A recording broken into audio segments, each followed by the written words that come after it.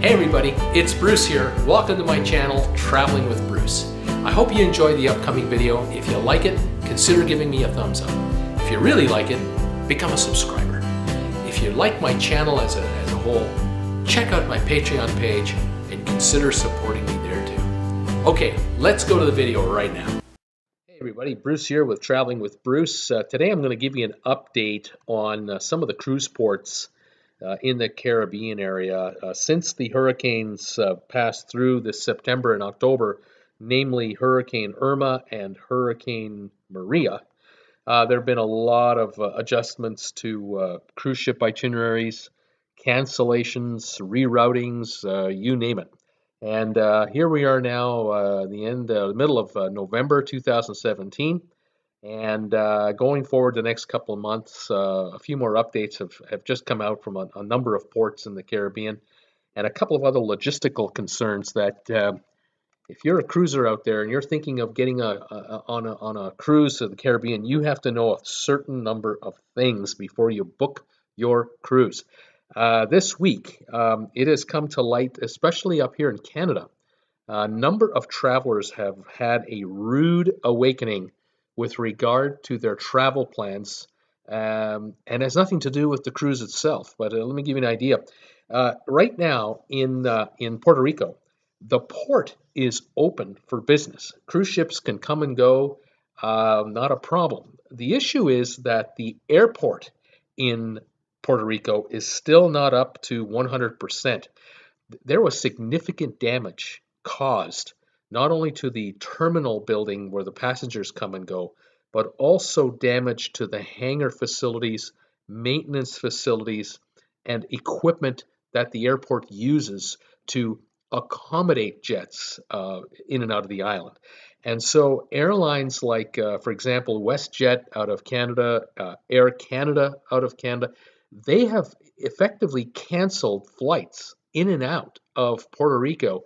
And this is all in the last few days that these cancellations have been made official. A lot of people thought, a lot of travelers thought, that if they were to book a cruise out of Puerto Rico, say with Carnival, that they would fly into Puerto Rico by air, go on their cruise, and then fly back out.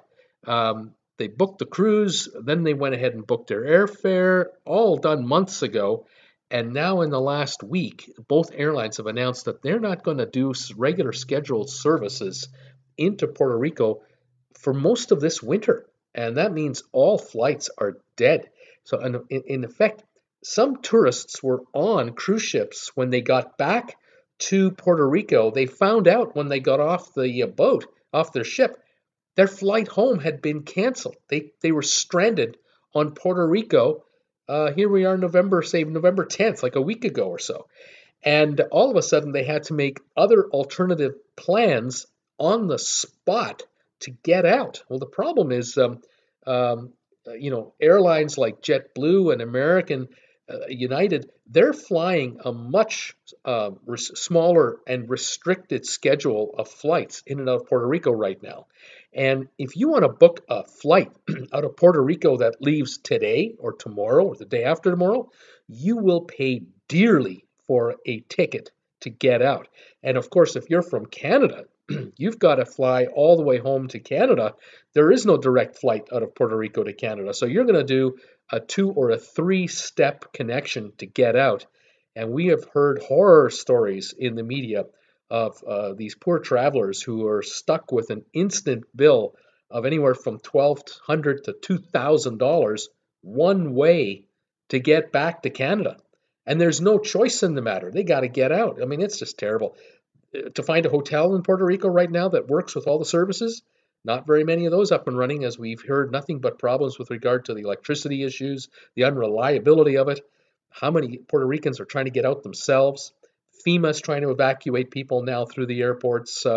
This is an ongoing problem, unfortunately. So if you're visiting Puerto Rico on a cruise ship that started in Miami and happens to have Puerto Rico along the route, you're fine. You're going to be a day visitor only. You're probably going to hang out in the old town of Puerto Rico, maybe go do a couple of tours, but it'll be all orchestrated by the cruise line, you'll be fine. You're leaving by 4 or 5 in the afternoon. But if you're trying to book a cruise that starts and ends in Puerto Rico, no matter how cheap the price of the cruise is being offered to you at, you have to keep in mind that you may not be able to get there or get out of there reliably. You've got to really investigate this. Even if you're an American and you're just flying to Miami or you're just flying to Tampa, if a nasty storm comes through, just a good old thunder shower with 30, 40 mile an hour winds, nothing crazy, that might delay things again, because the airport is in such a fragile state.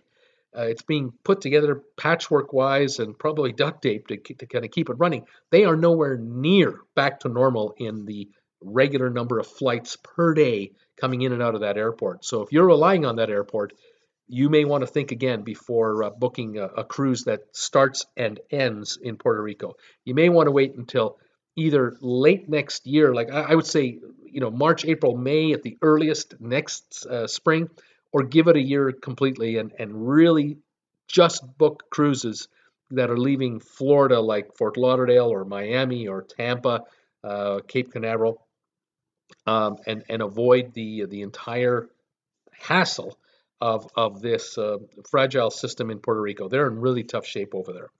I hate to be such a negative guy about it, but it is a reality, and there's problems there. Now, other ports to tell you about.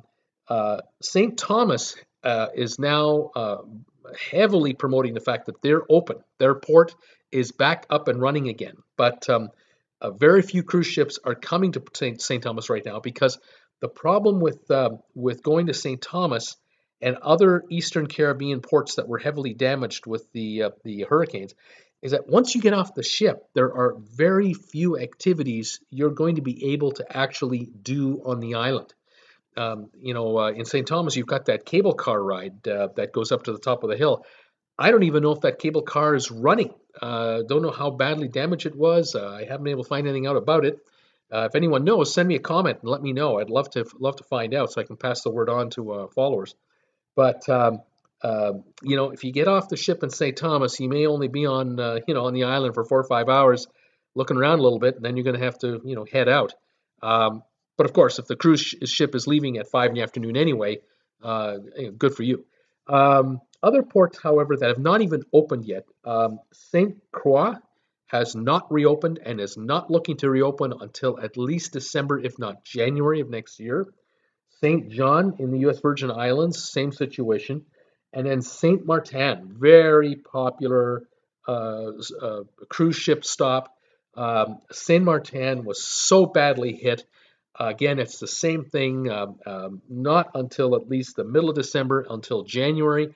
And even then, folks, if you happen to catch a cruise that stops there in January, just after the New Year, you may not have a lot to see and do on the island. Keep in mind that the beaches were the popular thing. One of the popular things to do was go to downtown there and hang out at the beach. There was so much debris put into the water as well that they have to fish all that out as well. And so it still may be, pretty looking on the beach, but 100 yards behind you, it doesn't look good at all. I don't know. Too early to say, but I wish all the folks of St. Maarten nothing but the best. I hope for a speedy recovery for all those folks. They are, I'm sure, working as hard as they can to rebuild the key tourist areas, to make the experience for a cruise ship visitor as pleasant as possible, as soon as possible. And I know they'll get it done, but being one of the first passengers in December or January there, you may not get to experience what St. Maarten is famous for. The other port that's still closed is Tortola in the British Virgin Islands. It's still closed. And again, cruise ship lines, they know where to send you, where to take you. I've done videos already talking about how cruise companies have rerouted cruises to the Western Caribbean locations rather than Eastern Caribbean locations. I think that'll be the norm through most of this sailing season. And then starting next fall, the Eastern Caribbean will hopefully be back to normal, but cross our fingers that another round of hurricanes doesn't hit next fall as well, because that would be just, devastating yet again. Anyway, there's a quick update for you on some of the news of the day as to what's going on. Things are back to normal in Florida. The Florida Keys are up and running. Cuba's up and running. The Bahamas are up and running. All the private islands are back up and running. So a lot of normalcy has returned to the cruise business, but there are a few outliers. And one of those I had to tell you about was Puerto Rico. You have to know about the fragile state of the airport there. Anyway, thanks for watching today. If you liked the video, please give me a thumbs up and subscribe to my channel. Let me know you love what I'm doing. We'll keep the videos coming. And this is Bruce saying goodbye with Traveling with Bruce. Talk to you soon.